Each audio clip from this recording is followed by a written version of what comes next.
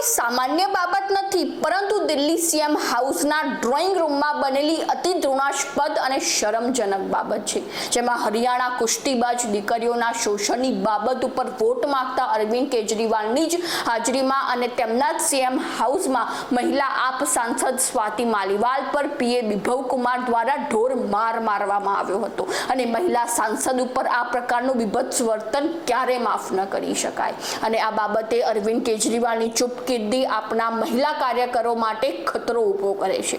નમસ્કાર, ગુજરાત જો ટીવીની સાથે હું છું મેક્ષોટા। આમ આદમી પાર્ટીના રાજ્યસભાના સાંસદ સ્વાતિ માલીવાલે આખરે સીએમ હાઉસમાં તેમની સાથે જે દુર્વ્યવહાર થયો છે તે અંગે લેખિત ફરિયાદ નોંધાવી છે અને તેને લઈને પોલીસે પણ કાર્યવાહી શરૂ કરી દીધી છે અને સાંસદનું મેડિકલ ચેકઅપ પણ કરાવી લીધું છે। બીજી બાજુ અરવિંદ કેજરીવાલના પીએ ફરાર છે અને તેને લઈને પોલીસની વિવિધ ટીમો આરોપીની શોધખોળ કરી રહી છે।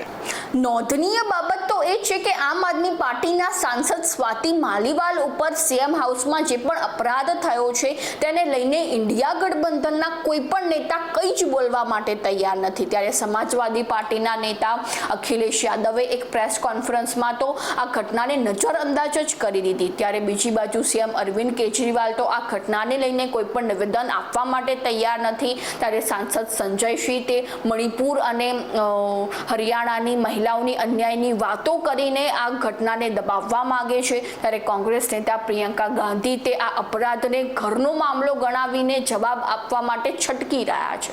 મહિલાઓની સ્થિતિ સુધારવા, તેમને આત્મનિર્ભર બનાવવા અને તેમની સુરક્ષાની મોટી મોટી વાતો કરતી આમ આદમી પાર્ટી પોતાની જ મહિલાઓ સાથે ગુનો આચરી રહી છે। તેમજ આમ આદમી પાર્ટી દ્વારા સ્વાતિ માલીવાલનો અપરાધનો સ્વીકાર કર્યા બાદ પણ સીએમ અરવિંદ કેજરીવાલ આરોપીને જેલના હવાલે મોકલવાને બદલે પોતાની સાથે જાહેરમાં ફેરવી રહ્યા છે। આનાથી મોટી નફટાઈ શું હોઈ શકે અને આમ આદમી પાર્ટીને આ સ્તરે પહોંચાડનારી મહિલા સાંસદની જો આ હાલત હોય તો અન્ય મહિલા કાર્યકર્તાની શી હાલત બનશે જેવા મોટા પ્રશ્નો ઉદ્ભવી રહ્યા છે।